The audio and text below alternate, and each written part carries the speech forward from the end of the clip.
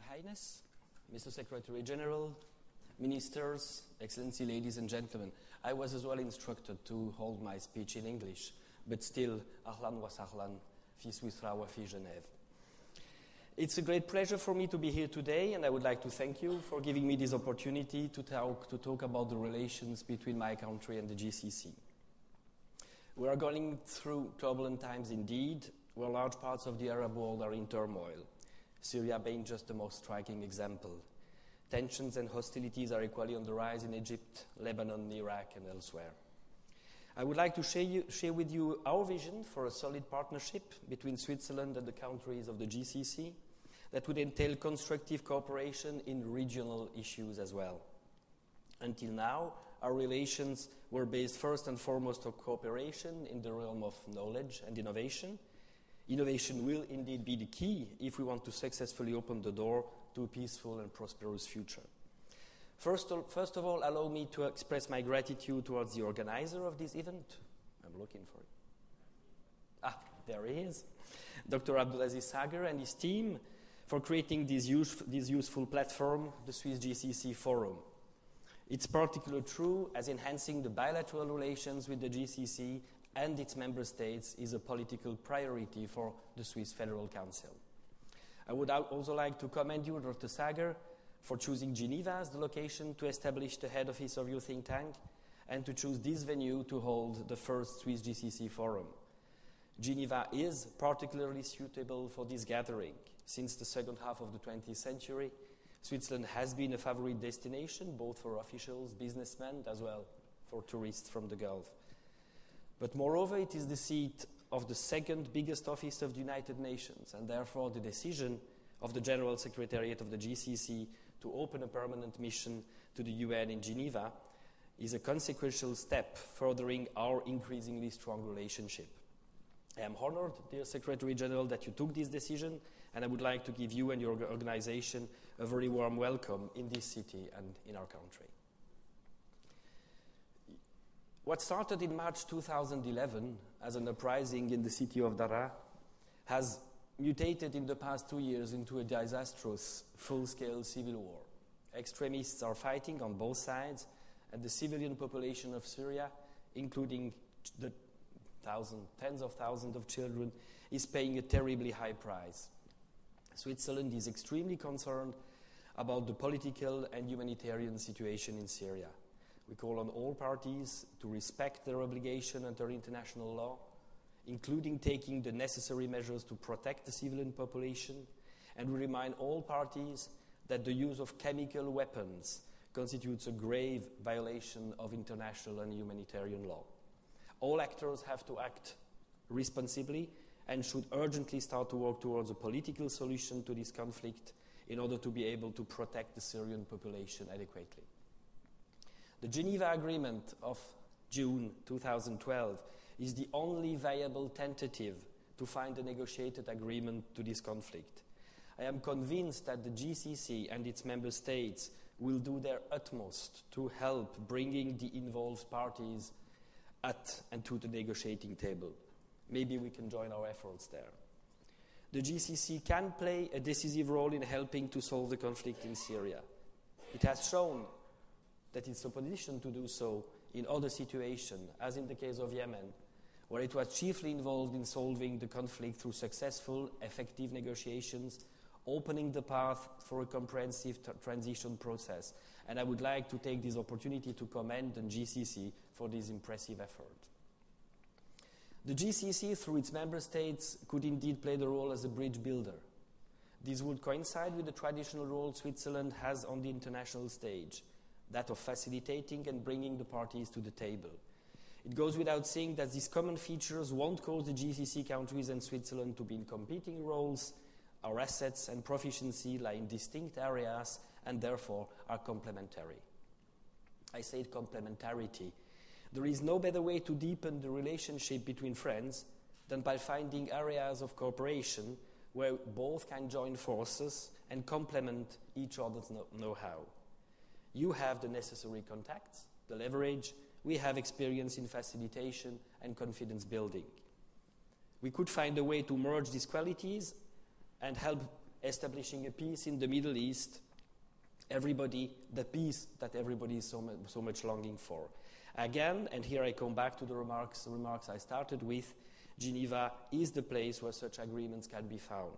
And I reiterate here that we are more than willing to provide a platform for talks and negotiations if the regional actors are willing so. Your Royal Highness, Mr. Secretary General, ladies and gentlemen, I'm as well convinced that the solution for Syria is not possible without involving Iran. With the new Iranian president and cabinet in place, a fresh chapter of dialogue and cooperation could be opened. During the last 30 years, the chances to ease the tensions have perhaps never looked as promising as they are now. Indeed, the region acutely requires a serious dialogue that addresses the ambitions, the fears, and the grievances of all stakeholders. The Middle East societies are far from being monolithic. Despite a relative cultural coherence, ethnic, religious, and tribal diversity are an undeniable reality that contribute to the richness and to the problems of this part of the world. In the past years, these polarities, that by the way naturally exist in almost every historically grown society, has been politically and religiously abused to sow discord, to stress divisiveness, and to deepen these divides.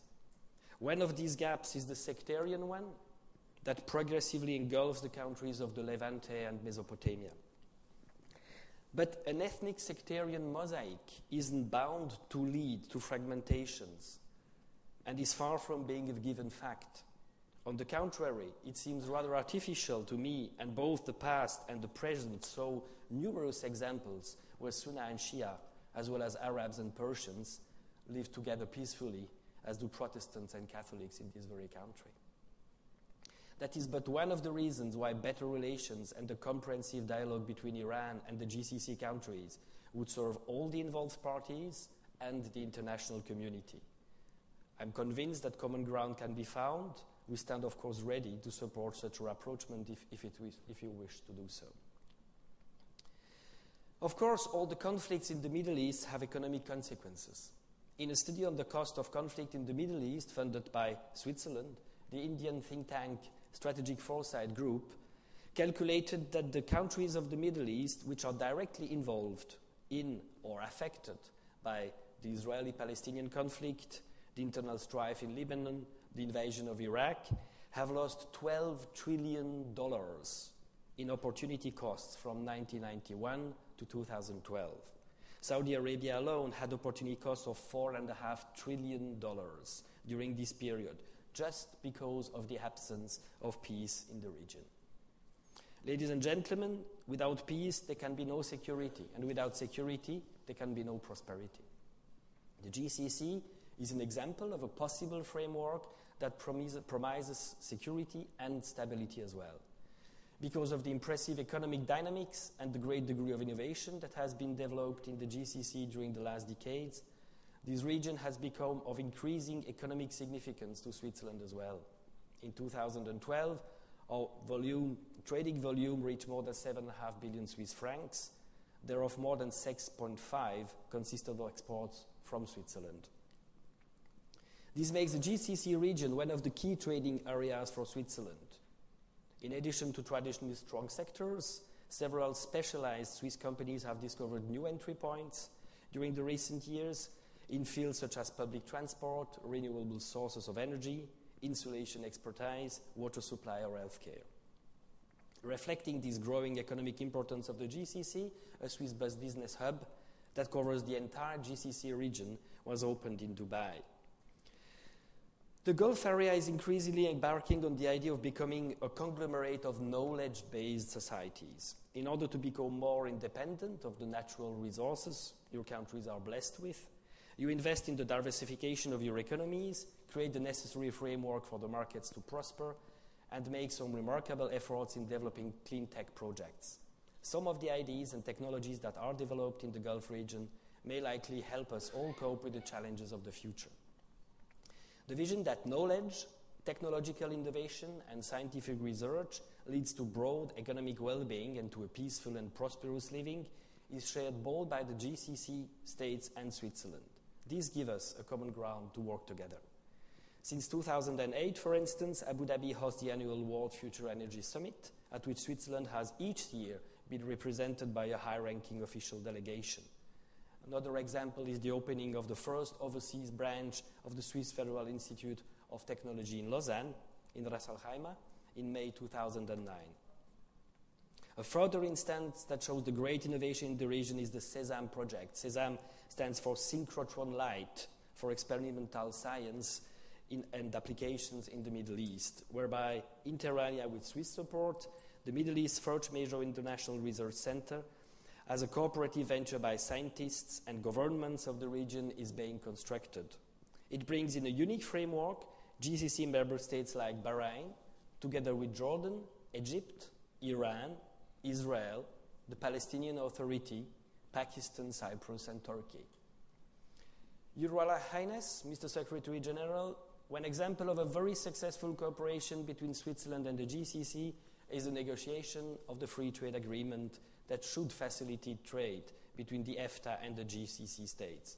I am confident and I hope that this important agreement will be implemented next year, and I am sure it will give a further boost to the economies of all the involved countries. I see this agreement only as a beginning. There are many more possibilities to further develop our relations, not just at the bilateral, but also at the GCC level. I would like to see innovation and knowledge transfer as one of the outstanding fields of cooperation. The Middle East has been for centuries a melting pot of different cultures and religions, of ideas and thoughts, for technology and innovation. It was the place at a strategic crossroads where everybody met and where the continents merged. It is where Europe and Asia come together. During our Middle Ages, the Middle East was the center of innovation in the world, flourishing in every aspect of life. Arab doctors, chemists, mathematicians, and astrologists, or astronomers, were the leading figures in the international scientist community. The European Renaissance would not have been possible were it not for the contacts with the Islamic civilization. The GCC is therefore a formidable souk, not just for goods, but also for ideas and thoughts. Its member states bring people from different religions, cultures, and civilizations together. We observe with interest how many universities have founded in the GCC area, and we hope that with the contribution of all the young scientists who are being educated there, we'll be able to develop the technologies that are needed for the 21st century. Your Royal Highness, Mr. Secretary General, ladies and gentlemen, there is a strong fundament of mutual respect that we all can build upon. So let's follow this vision, working together, innovatively and creatively, because only together we will manage to create powerful synergies, because only together we can turn ingenious ideas into concrete projects, and finally, because only together we will successfully face the conflicts of the present and the challenges of the future. I thank you for your patience and your attention.